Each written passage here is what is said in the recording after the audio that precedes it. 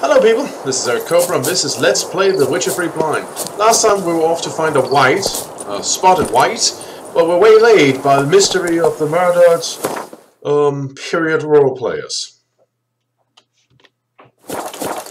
So, run, Roach. With that all settled, we can move on to the next point of interest, which will no doubt also horribly distract us. Yes, Geralt has accomplished many things, but not staying on track. Though, to be fair, that's also kind of my fault. Not so fast, Roach. Let's see. According to the map, the thing I want to check is, yep, it's up there.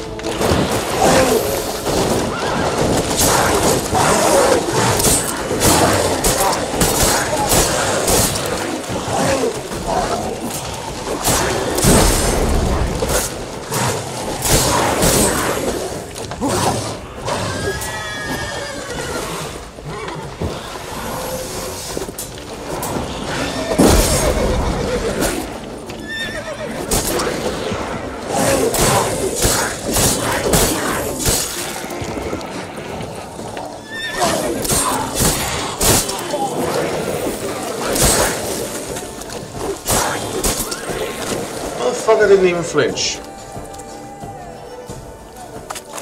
I didn't really pay attention, but I don't want of getting hit while shield is still counts for the purpose of my sword.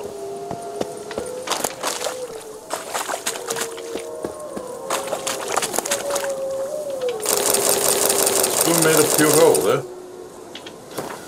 I lost him, my dearest. Someone has stolen him, my darling, my treasure, my spoon. That creature from the Roberta woods must have been it. All the upstairs for towns above will talk about missing spoons for much time now, indeed. Since this creature stole a cutlery from old Beauclair and has not yet been caught by a valiant guard, it means it must be clever. Tricky, even. Anyone clever can be swayed by arguments, especially financial ones. So I asked my jeweler, Muffenberg, to make me a spoon out of pure gold, which is to take to the Roberta woods, to find the monster and propose to trade. A spoon of gold for my most precious spoon. And then you run into these fog monsters and were murdered.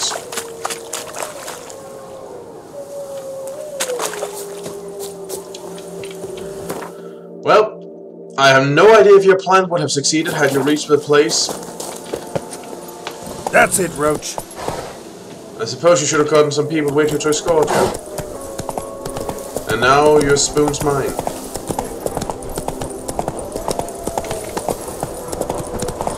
At least that gang of creatures won't cause any more trouble in the future on account of being very, very dead.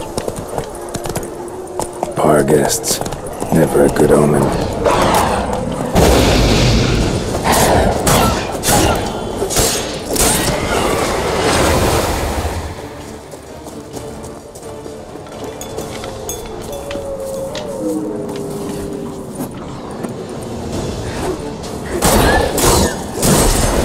There we go.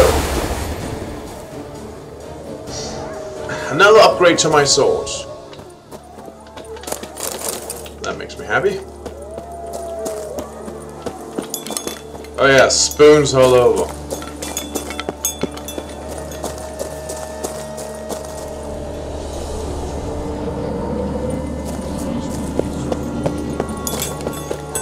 Strange. Get a sense that the spoons are beating out some kind of rhythm. A message. Trying to tell me something. That's very profound for some spoons.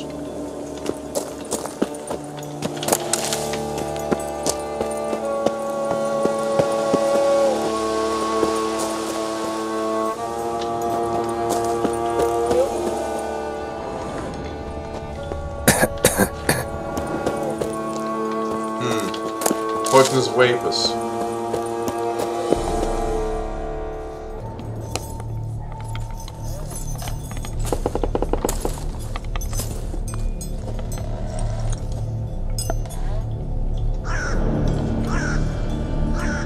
None shall sit and dine with you at your table. No spoon you have shall sate you. Never again shall you wish to spy your reflection in the mirror. Sounds like a curse, all right.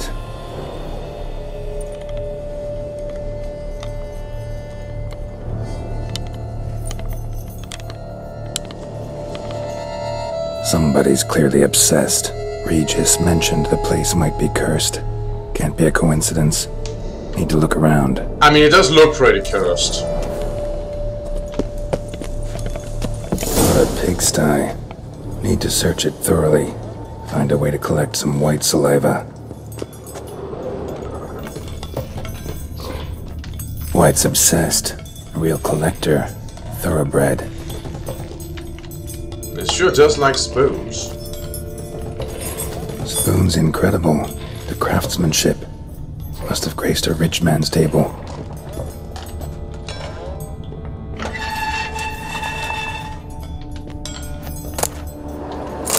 Diary. For a few days now I've been having dizzy spells. I never experienced anything like this before. If it carries on, although I can't stand witchcraft or sorcery, I'll have to visit a herbalist. Which is neither of those things. The distance has not gone away. Worst of all, it's been joined by pain, so strong that at times I cannot see. I've been to a herbalist. A repulsive old crone looked at me like she had seen a monster. She gave me some cursed mixture that I have to drink twice a day. It's not helping at all. Today, like every day, I looked in the mirror and was lost for words. I usually check that I don't have any wrinkles or bags under my eyes, but today, there are no wrinkles, but I'd rather that there were. I have hair growing on my breasts. It's horrible. It got to be because of those damn herbs. I went to the herbalist to smash her face in, but her chambers were empty. She must have known what would happen to me and legged it. My family started to suspect something, although I'm cutting the hair back, which is growing back faster and faster. I tried to put the idea out of my head, but I can't hold it back any longer. Maybe it wasn't the herbs that led to this, but a curse placed upon me by an old beggar whom I had to chase off one time. I have to find out. I want to ask someone to find the herbalist. I cannot think, and it's getting hard to write. Loneliness, no family. Eat. I want to eat. Not a good spoon. Empty spoons. Nothing. Eat. It hurts. Mirror. Lies. No. Why did he write... Why did they write? At the end. Like, were they dictating that diary? Poor girl. Realized she was changing into a monster. Recorded it in her diary. Poignant. Yet a little bit silly with the Okay, so it was a her. Thought of. Either way, let's continue on looking for clues. Smashed mirror. As if someone couldn't stand to look at themselves. The monster. Journal's author, maybe? Most likely.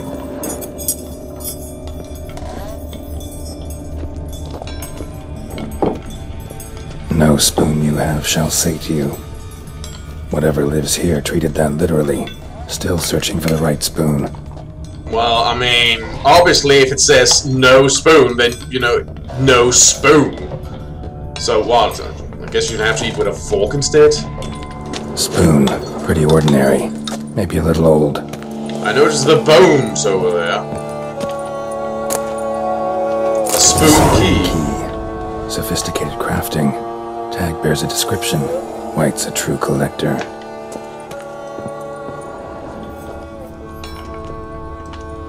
Another spoon.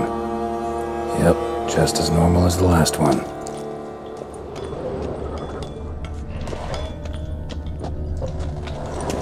Skeletons. Doubt they came here willingly. This have anything to do with the curse? None shall sit and dine with you at your table. It'd make sense. Broken neck, indentation in the skull's lateral surface, smacked in the head with something heavy. Right arm bit right off, teeth all knocked out. Somebody tried to force feed him. No claw or fang marks, probably choked to death.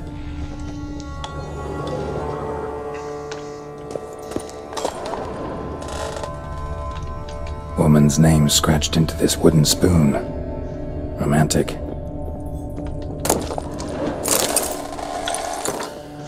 Dear Mr. Levasseur, I know you track outlaws for pay. I have an unusual assignment for you. No doubt you wonder why I've drawn you out here or why we cannot meet in person. You see, in my present situation, any kind of meeting is very risky. Not so much for me as for the person with whom I meet. For I am afflicted by curse, or as I hope and why I turn to you, the side effects of medicine given to me some time ago by a herbalist. So that I visit the herbalist, she disappeared without trace. I desperately wish to understand my illness, so I wish to hire you to find her. When you do, learn as much from us as you can about the medicine she gave me. If my suffering is a result of her weakness and make her provide an antidote, I assure you I have ample wealth and reward you with no small part of it for your service. If it turns out my suffering is not the fault of her, but please let her go. I'll then have a different task for you, because this shall mean I am afflicted by a terrible curse which only the gods can cure. I believe it was cast upon me by a certain beggar, who came by the manor while I was hosting a soiree for a few friends. If you can find the vagrant, I will pay you double. Sadly, all I remember is that he sold mirrors. I'm aware that this is not much for your hand, yet I trust in your considerable talent. Wish you best of luck. Malinti Trastamara. Sold mirrors? Wasn't that or something? Didn't, you know, a certain person from the last DLC have something to do with mirrors? Wasn't that just the name he used? Mr. Mirrors or something like that? Oh, you may have made a grave mistake. Spoonky note. This certifies the item for auction. Antique Spoonky forged in the Christopher and Sons workshop in 1210. Belongs to Smigol Circus, owner of the pheasantry.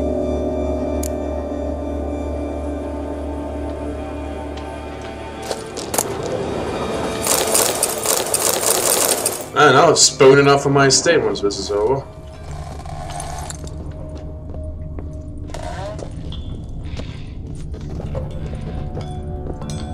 Seems like they're trying to undo the curse by finding the right spoon, finding the right dinner companions, and so on.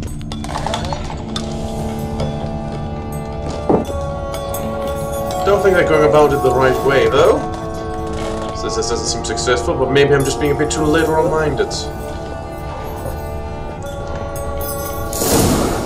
Actually does seem like a wight's lair. Bit atypical, but still. Cauldron should be somewhere around here. Wight's obsessed. Real collector. Thoroughbred. Man, when you get over, we will never be out of spoons.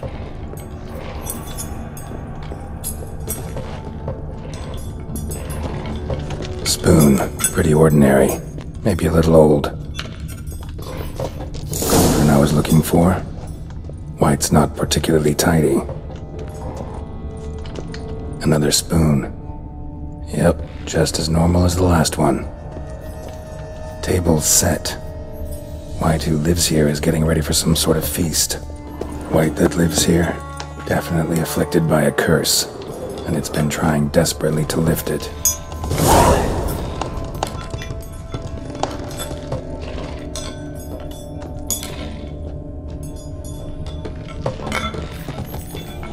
Thousands of them here. Wight's been a collector for years.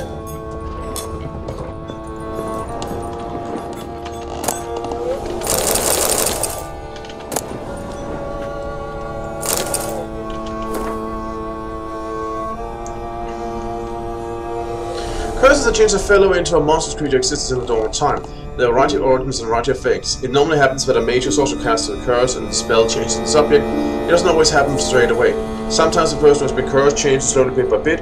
It also happens that a normal fellow can cast a curse, someone whose conscience is clear and who has done good in their life.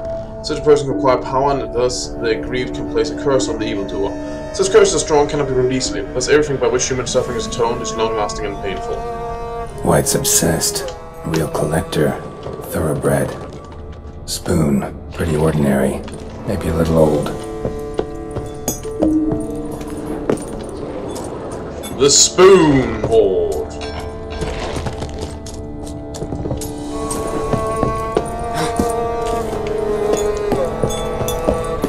Seriously, if no spoon will feed you, use a knife and fork.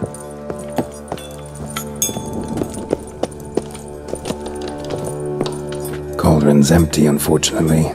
We just need some brew. Afraid he won't get that. No choice but to hide and wait for the saliva glands and their bearer. Need a spot that'll let me observe the cauldron. Perhaps we can hide out in Narnia.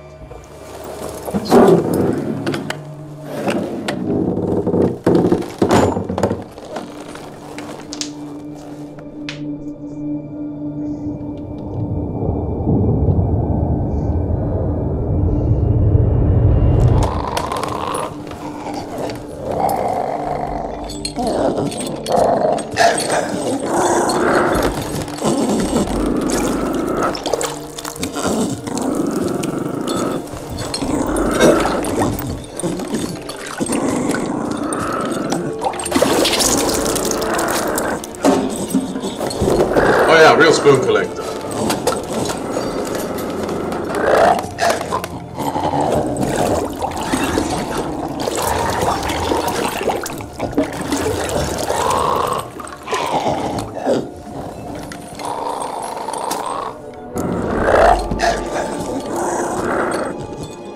Let's see if we can help.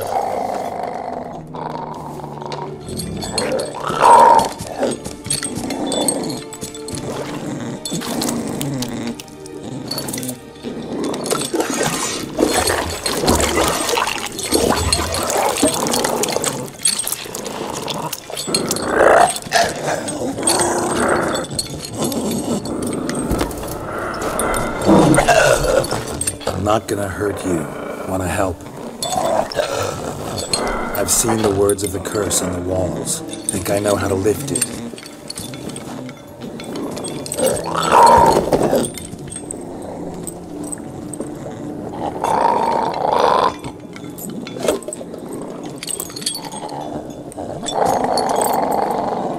See? I'll eat with you. You tried to bring folk here, convince them to sit at the table with you, right? Well, I'm gonna be your guest now. Your willing guest. So that's that part of it. Thank you.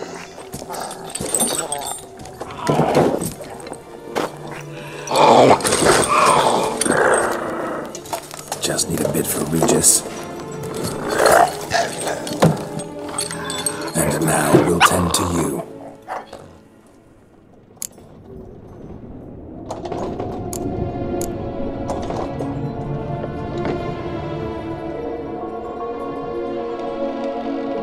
Need to get this right.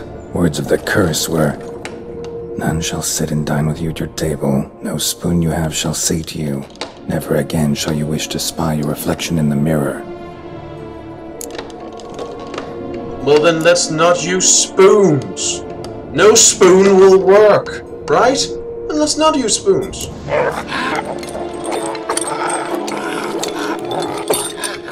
We can't use spoons. No, that won't work.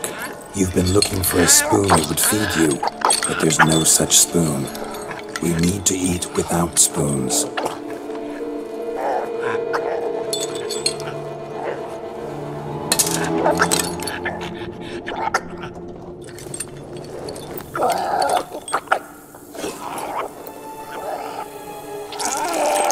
I hope it tastes well. But considering the stuff you usually drink is poisonous. Open your eyes. You need to see your likeness.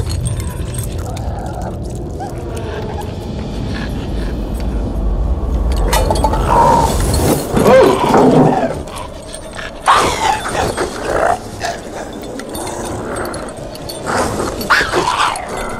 Something's happening. Wow, that was a heavy dose. Think it worked. Just not quite like I expected. Need to see what happened to the wight. Won't be hard to find given its stench.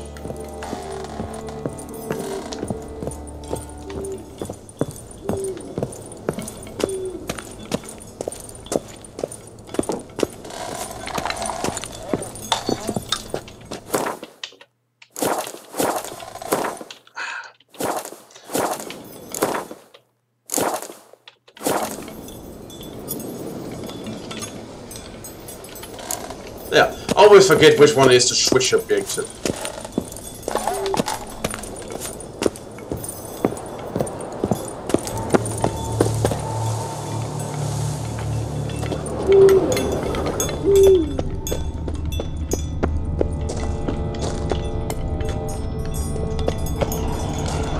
Man, they made a run for it.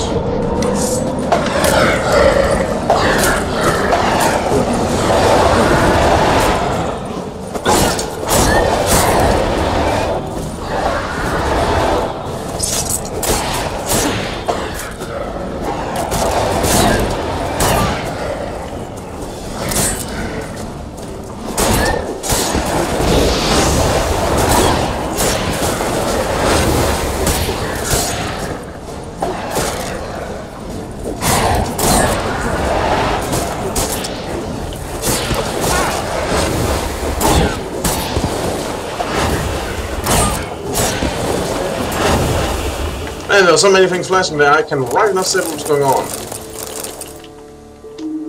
But I did win.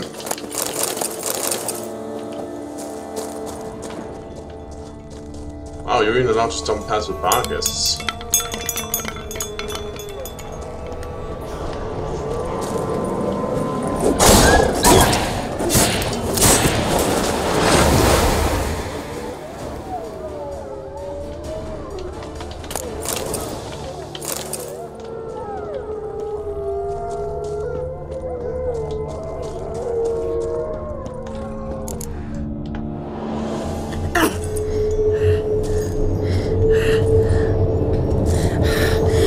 Easy, not gonna hurt you.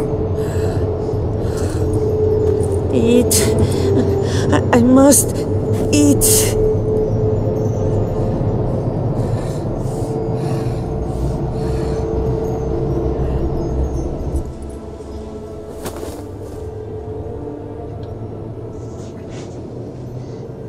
I'll take you someplace safe. I mean, I guess we do have a house now. A good thing I just got the guest rooms refurbished.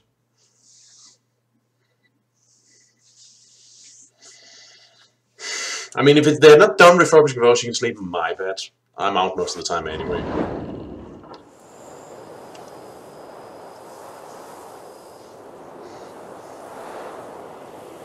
So I took her by the hand and led her here.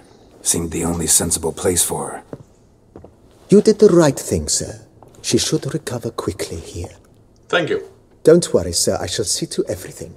She is safe here and in good hands. She'll soon be back on her feet. Might actually take a while. She hadn't eaten anything in over 100 years when I found her. Horrid. Whatever brought this about? A curse? Told me her story on the way here. Her name's Marlena. She was once the very beautiful and proud heiress to the Trastamara estate. One evening, when she was holding a banquet for friends, a beggar came to her gate seeking alms. He had a bowl and a spoon with him. He sat outside her fence and waited. I've heard of the custom. An ancient rite of hospitality that obliges one to give food and drink to such a guest lest he depart hungry.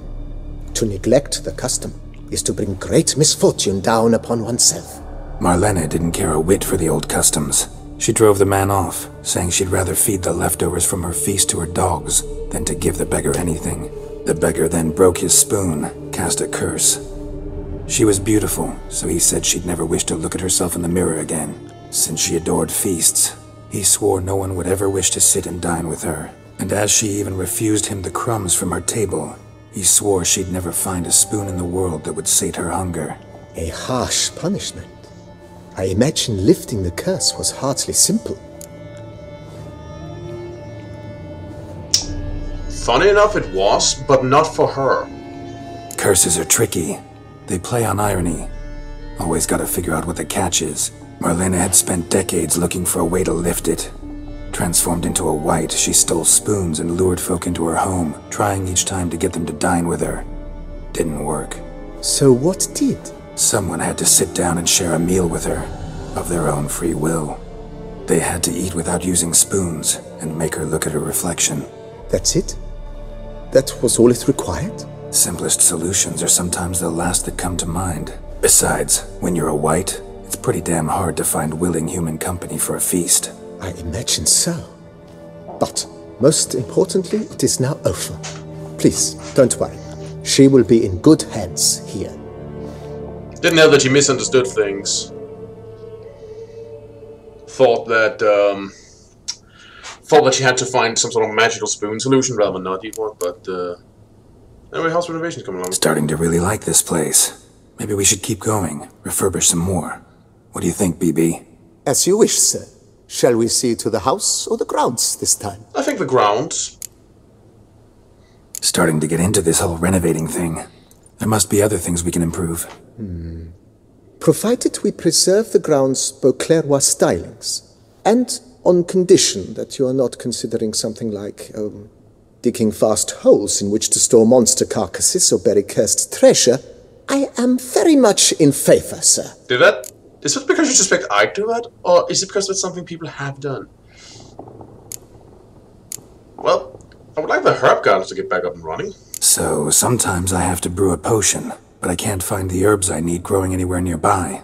Well, you're in luck, sir. The flower garden, once kept by Madame Nina, Monsieur Boleus's wife, seems the ideal place to cultivate herbs. In fact, it's roomy enough to plant shrubbery. Shrubbery. Sure. Good idea, Barnabas Basil. Herbs there will save me hours of painstaking searching and harvesting. The idea is yours, sir. I am but the humble executor of your will. I believe we shall have sown the first seeds in 2 days' time. Will you be needing anything else, sir? No. Let's put a pin in this for now. Remembered I have some urgent business to tend to. Not the slightest problem, sir. I am here to serve whenever you desire.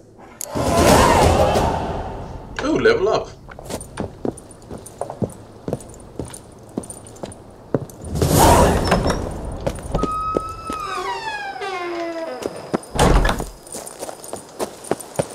Now we should go talk to Regis.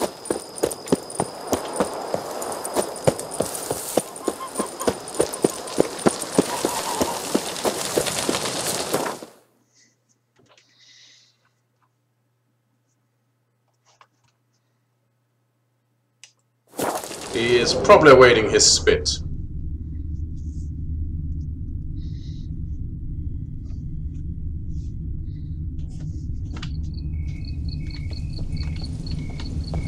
Oh, one of you left the front door open this time.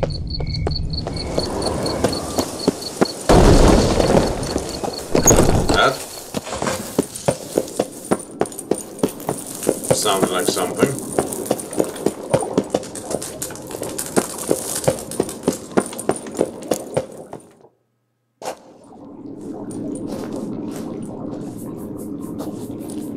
Think your friend's hand will make for a nice broth?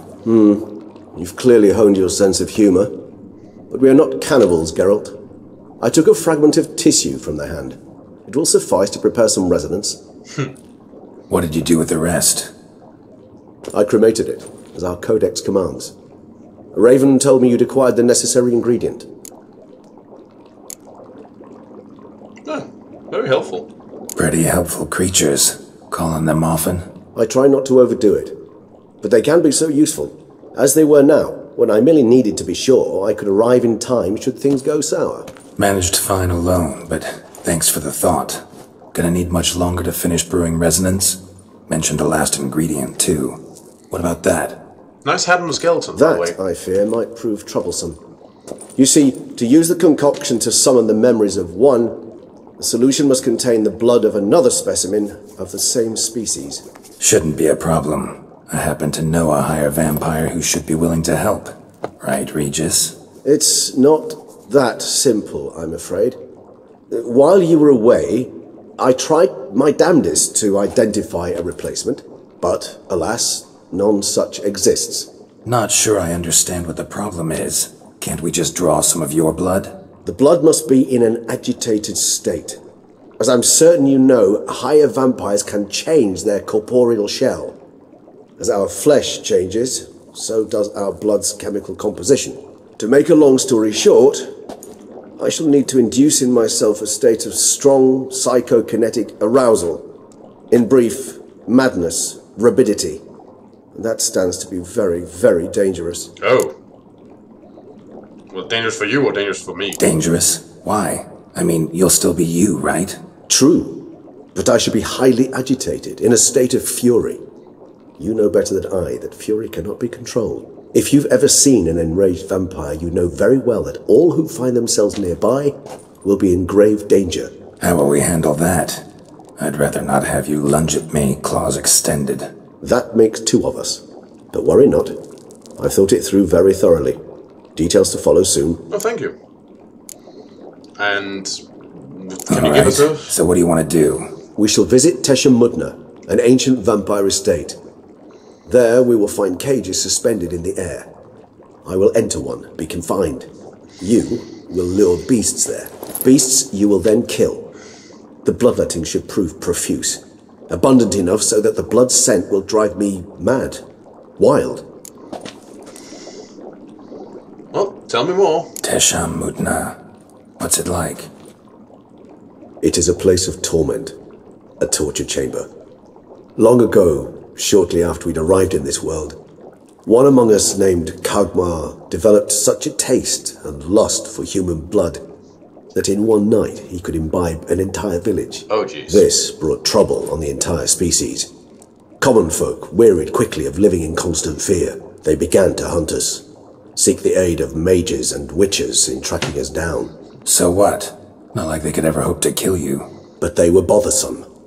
Forgive the comparison, but when did you last enjoy mosquito buzzing around your head? In any case, the other vampires decided something had to be done. Kagmar had to be caught and punished. A torture chamber was thus outfitted in the dungeons of Teshem Mutna. Inside it, a cage made entirely of a special alloy of silver, dalvinite, and meteorite steel. Kagmar was captured and locked in the cage, sat there over 2 centuries, driven to fury time after time, never able to escape. Thus I know the cage will withstand the fury to which we shall drive my humble being. I see. Well, let's go. See no reason to dawdle. Teshem Mutna. Take me there. In a moment. Just one last thing.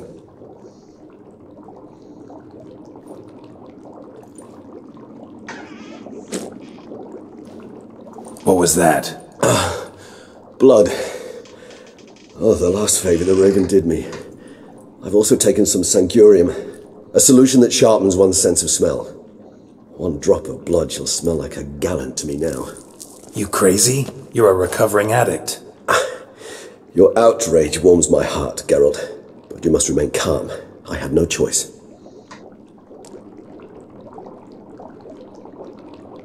Well, I guess I get some of my question answered. The die is cast. High time we set off for Teshem Mutna. My head's spinning already, and you're starting to smell quite tasty. And you're starting to scare me. Okay.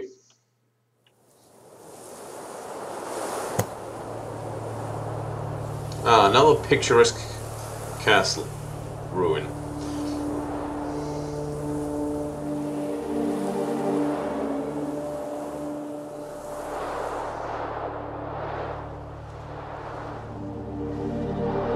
Oh, whoa! Jerking around a bit down there, game. We have arrived. The Sacrificial chamber of torture and torment lies underground.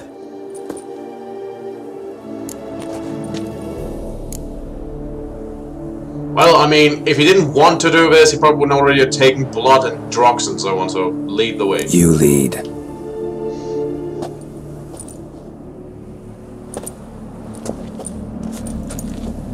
Oh.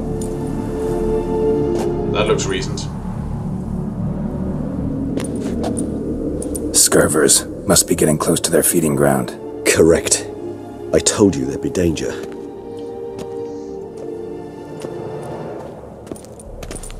Well, I suppose this also will have the benefit of reducing the amount of monsters. Beyond this wall lies an ancient vampire dungeon.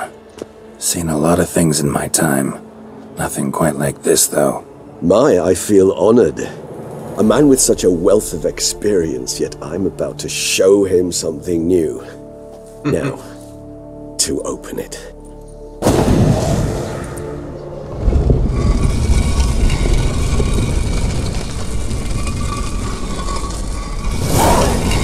How the hell? It's an ancient form of protection against unwanted guests.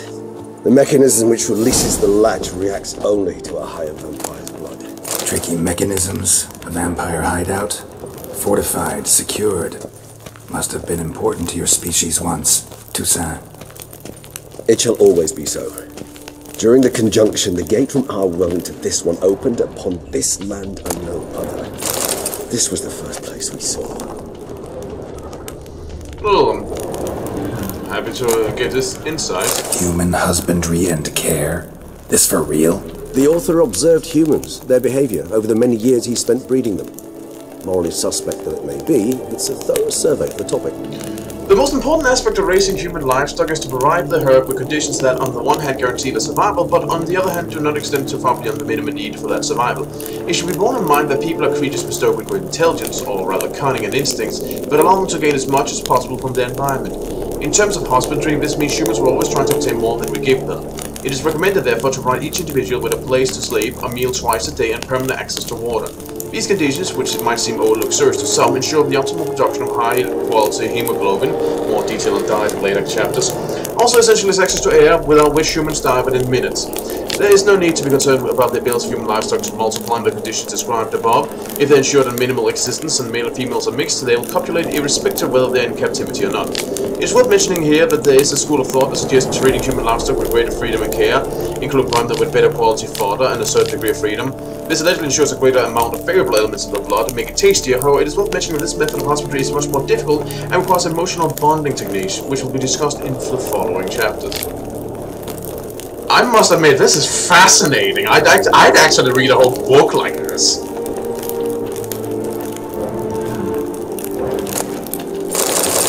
It's always interesting to get such an outside, inhuman perspective on things that are familiar to you. One of the interesting things about trying to write non-humans, really, in my opinion.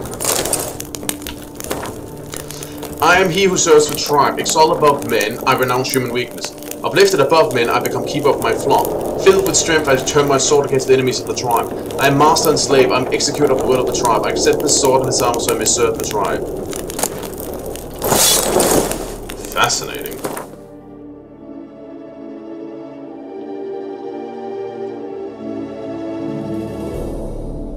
Almost barely better. The steel sword is slightly better.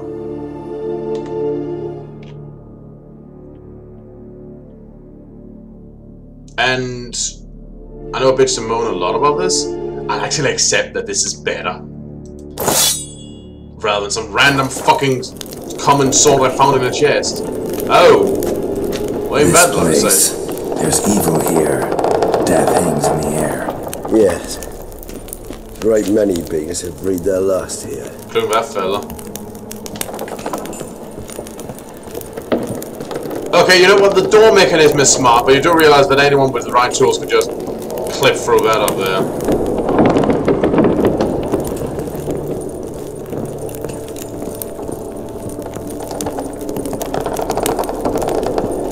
Lovely. Just put a couple of candles in and you'll have some really authentic chandeliers. Oh, almost fell over the edge there. Okay, I guess I see one problem with trying to get in from that way is there's a big hole there, and then if you're not careful with a rope or something like that, then you'll just go, ah, and that'll be it. Hope you don't mind me robbing the place of everything. Glyphs are carved into the rock. Coated with blood used to be. They mean something? They're emblems, symbols of, well, what you would call tribes, dispersed throughout the world after the conjunction. My ancestors placed them here to remind us of where we came from. What's this symbol mean? It's the symbol of the dead, those who went east beyond the Blue Mountains.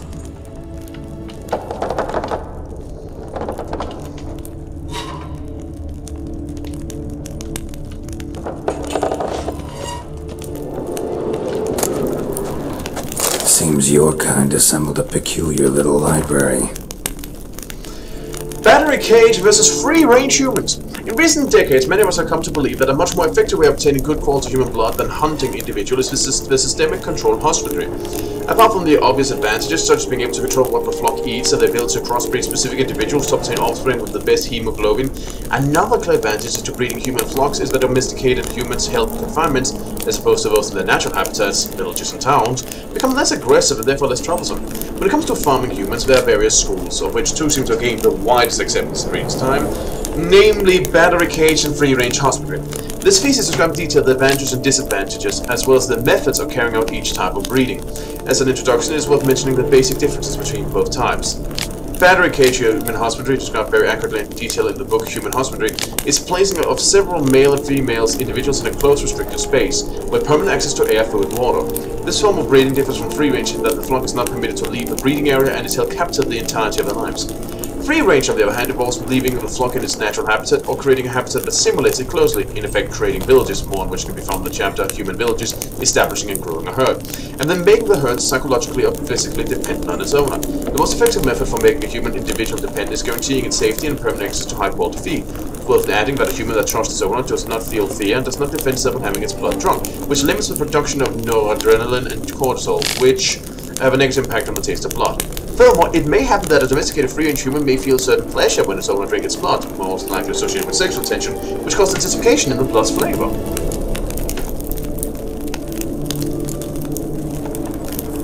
Indeed, though I personally did not lay a hand to it.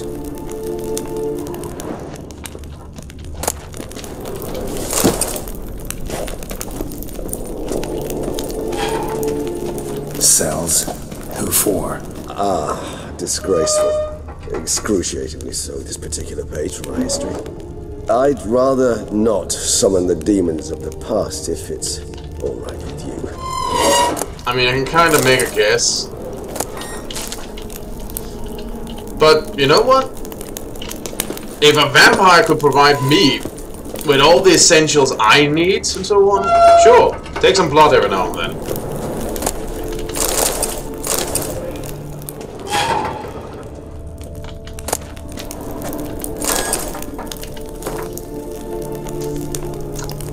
Ego could do with a downturn, though. Transcript of conversation between Master Ezekiel Hildegrad and a human being. Who are you? My name is Alex Viscount. Why is all your skin trembling? I'm scared, sir. You're scared? I don't understand. You don't know what fear is, sir? No, I have mastered your language. It's some concepts beyond me. What is fear? It's a feeling that destroys every other feeling. It controls your head and your heart. What do you mean? I thought it was a kind of pain. A characteristic of the portrait of people discovered that a mouse subject to appropriate stimuli is able to forget about a child, think only about how to avoid pain. So fear would be similar to pain? No. Pain rules the body, but fear is born in the heart. Oh yes, what you say is very interesting. I think I'll have to examine your heart left or right. What do you mean, examine? I mean examine. Take it out and subject to the examination. But sir, that would kill me.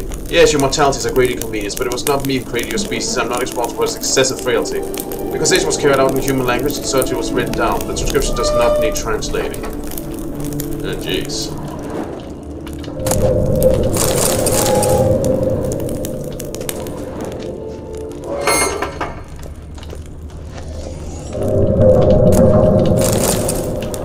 Man, that sound.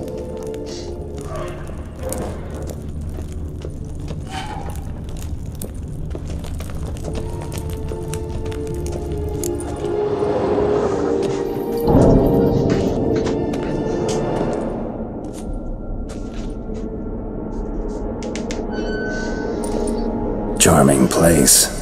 But what are all those cages for? Mentioned one vampire being kept here. Yes, well, you see, humanitarians is something my ancestors were not. They concluded Kagmar would best be punished if he were tormented with the scent of blood he could not taste. Thus, they also kept humans here. Humans whose blood they slowly let. Kagmar ranted and raged in pain as those humans slowly bled to death. They treated them like livestock. Live bait. I'd like to be able to turn back time, deny it, but alas, I can do neither. Feel shame for my brethren. That is all I can do. Hey, I don't blame take you. it so hard. Nothing you could have done about it. Let's get to work. Just like Geralt is not going to take on all the guilt of humanity. I prepared the bait. Please be so kind and place it, ideally at the tunnel entrances. The scent will spread most effectively then. Place the bait at the tunnel entrances. Monsters will catch its scent more quickly. When I think how these tunnels got here, send shivers. It was the natural order of things. The place reeked of death and it attracted necrophages.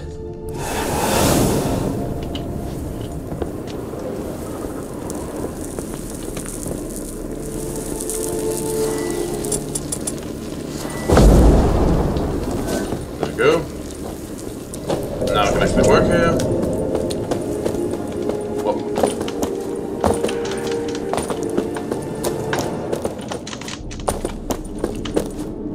And I now appear to be stuck.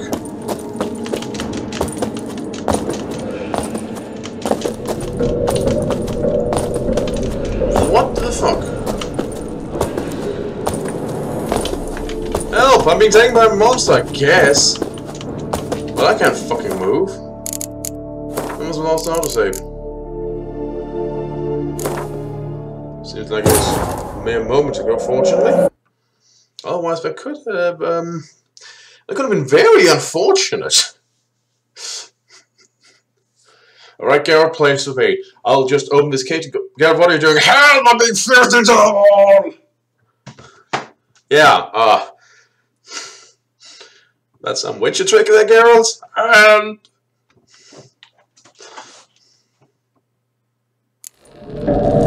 Place the bait at the tunnel entrances. Monsters will catch its scent more quickly. And be careful, the walls have I teeth. think how these tunnels got here sends shivers.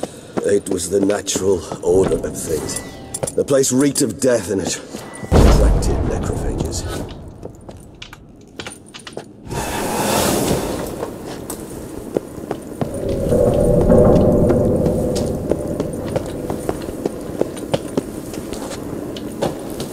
Three done.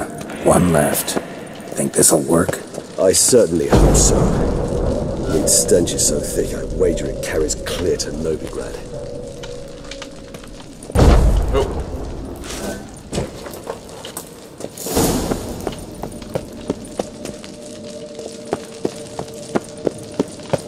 Well, I'm ready to begin. Bait set. What now? I shall enter the cage. You must chain me inside. The bars are made of an alloy that will prevent me from transforming into mist. Kinda thought you wouldn't want to. I shall be in great pain. My sole thought being to stop that pain. I cannot know what I will do. That is...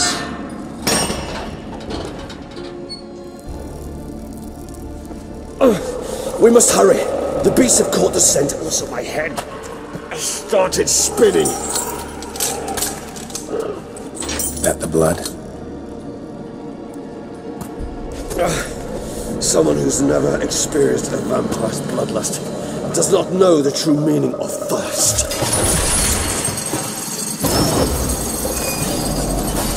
It still works.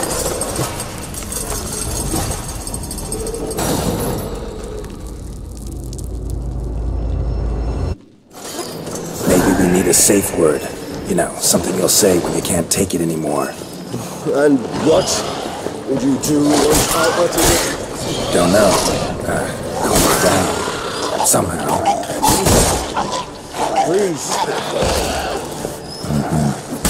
It's not the blood.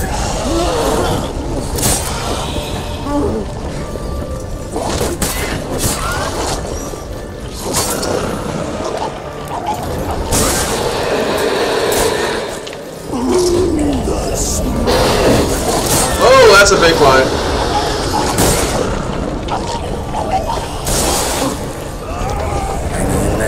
It grows. Good. More coming.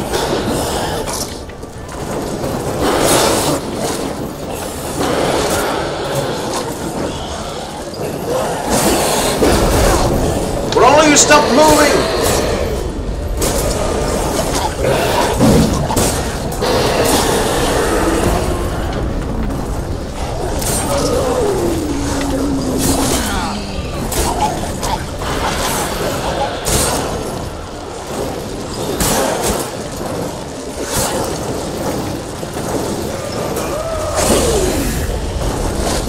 There were so many targets I keep an eye on at once.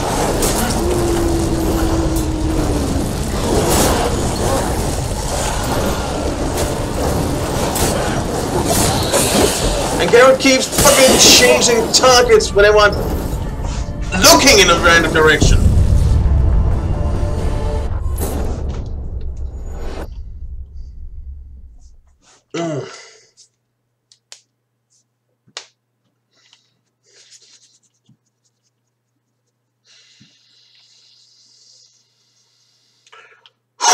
Let's try that again.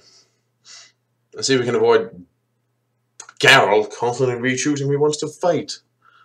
Because they're so flying all the place and so on. Whatever. I have to do better. Bait set. What now? Maybe we...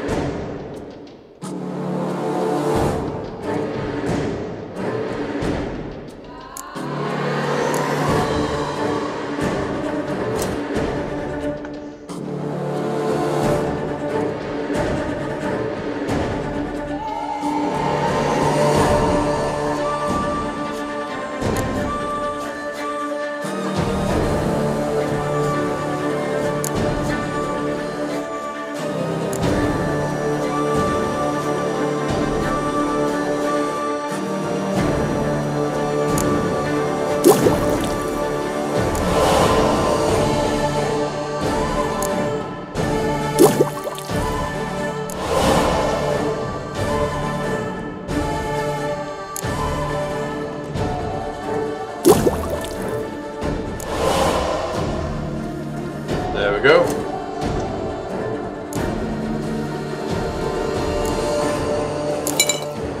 The safe word. You know, something you'll say when you can't take it anymore. And what did you do once I uttered it? Don't know. Calm you down. Somehow. Please. Smell the blood.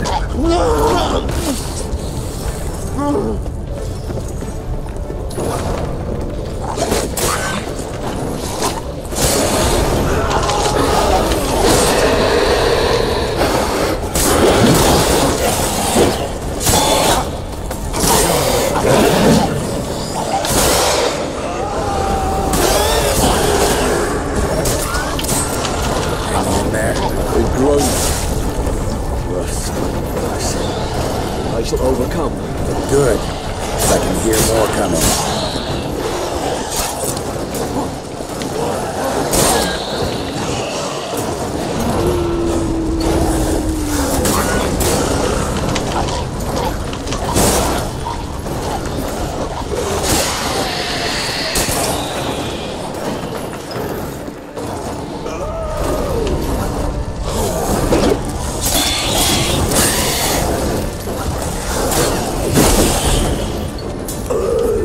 Hold on, I'll let you out. I guess back.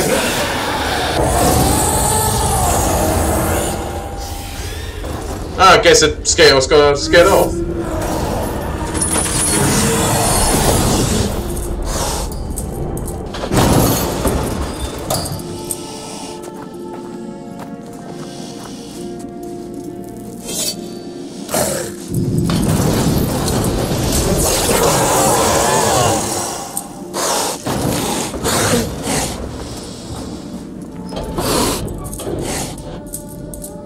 Need to hang on a little longer.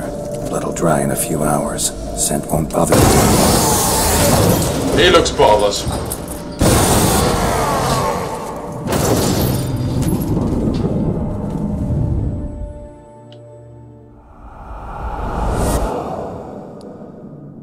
Get you out of here.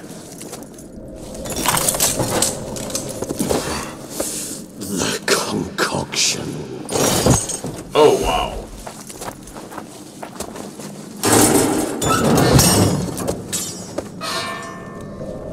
That took everything he got.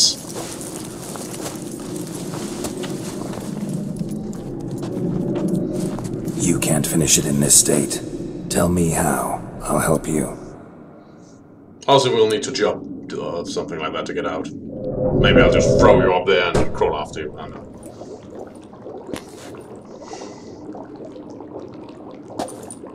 Any better? Far from ideal. And some time must pass before I fully recover. But yes, a bit better, thank you. Wow. So, want to talk about what happened? Never expected it to be like that. You didn't tell me. We need not discuss it. But we do. Because if I'd known you were going to subject yourself to torture... What would you have done? Found Deadloff some other way. I did not wish you to use any other way. Did that occur to you? No, because I thought no being would ever willingly subject itself to that kind of pain. You vampires aren't any different from us in that regard. I told you, the pain is my way of paying my debt. The enormous debt I owe Dettlaff. If I had to do it again, I would, in a heartbeat. Well, I guess that's admirable. Resonance. It's ready. Are you certain you followed the formula? The proportions were exact, the brewing time precise. This is important, Geralt. The slightest deviation could cost even a witcher dearly. Well, I'm Relax. Got some experience brewing potions. Very well. In that case, let's begin.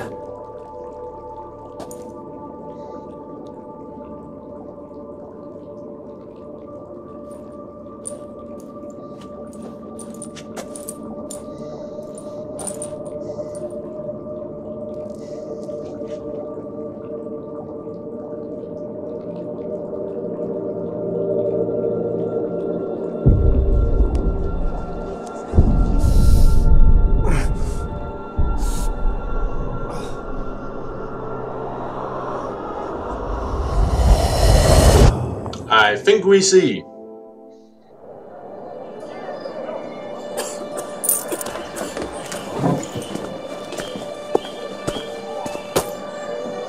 Excuse me. I shall only take a moment. You jumped the queue, sir. But Count, sir, you must understand. I've a meeting. The Count... Sir, you were next. Please, take a seat. This gentleman was here first. Step down or you shall regret it. Ah, fails to realize he was your friend, Count.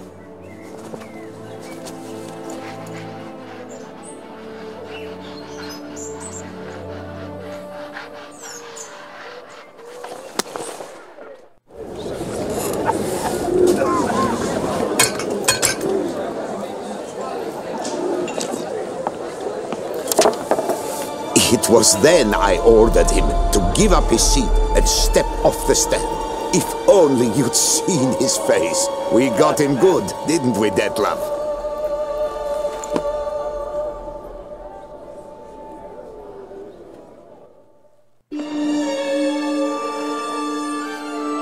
And then Mother insisted we buy the mill. Curious, eh?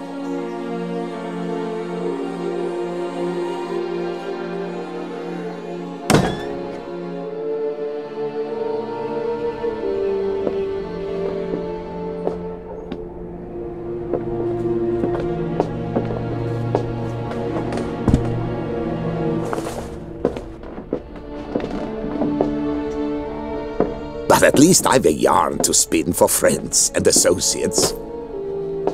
Forgive me. What?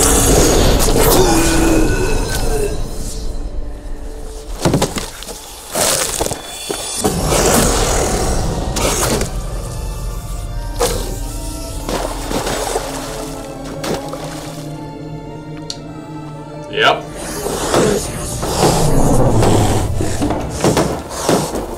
Feels hard to throw your food away, huh? Huh.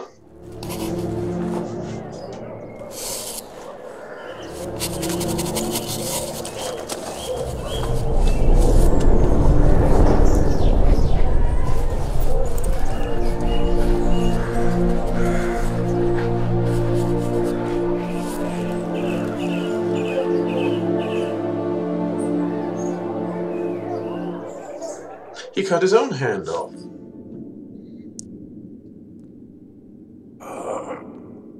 Awake at last. You ride like a squirrel caught in a snare. I'd begun to fear they were death throes, that you'd departed. Sure wasn't pleasant, but it worked. What did you see? Delacroix. His death did not come easy. Seems Dettlaff had made friends with him, still killed him, and chopped up his corpse. And he was overcome with fury, remorse, cut off the hand that had committed the murder. Interesting. And entirely unlike the Dettlaff I know. See anything else? As someone they met. Saw a moment. Delacroix did something selfless. was kind to Dettlaff. Guess it could have been the start of their friendship. Why the uncertainty? Nothing extraordinary about it. Normal, everyday situation, really. Visions were supposed to issue from strong emotions. Clearly the situation provoked such emotions in Dettlaff. Keep in mind, he did later murder Delacroix. Killing someone who's grown dear to us, it's bound to elicit strong emotion. Vampires are no different in that regard. Did you see anything else? There was something. Showed up twice in the vision.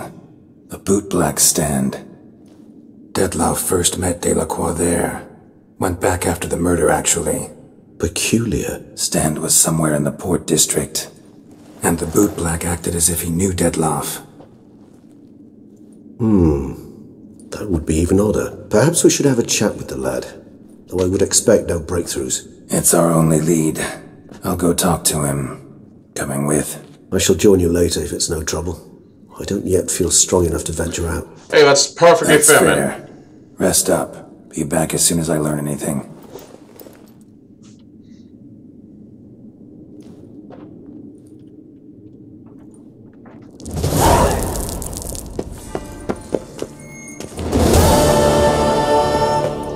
Where children toil, toys waste away.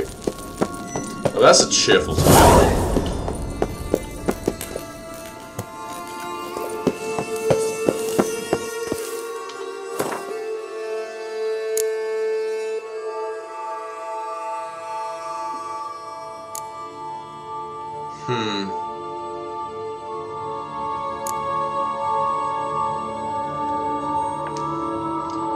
Haven't I... Oh. Waited long enough for these two at this point? Yeah, let's go check them.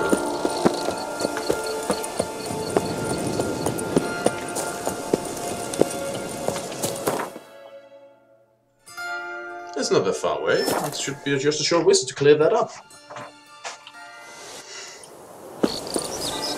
Let's see how they're doing.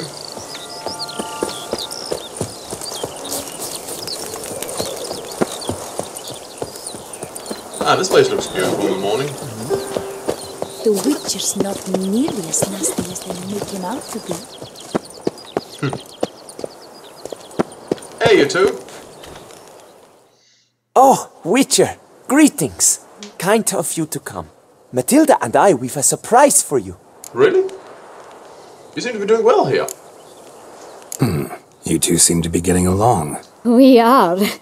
There came a point we realized we had no grounds to quarrel. Things became altogether pleasant.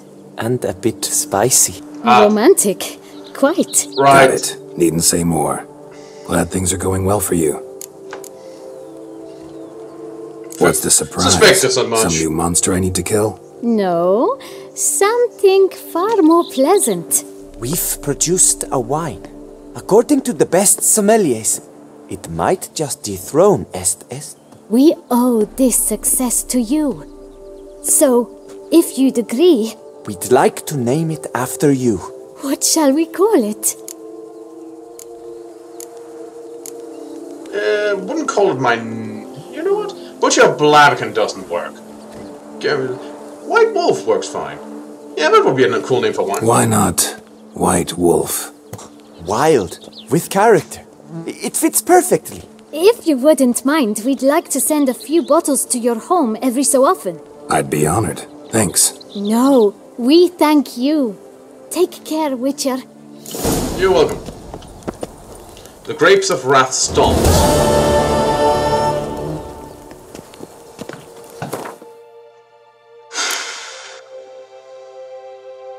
So much other things to do.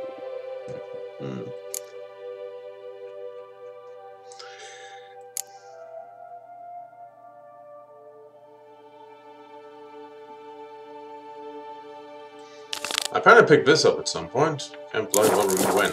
Let's do some more side quests next time. For now, I feel like we've done quite enough. Where should we be heading? Up there. But that'll be for next time. For now, people, this has been Eric Cobra, and this has been Let's Play The Witcher Blind. See you all around.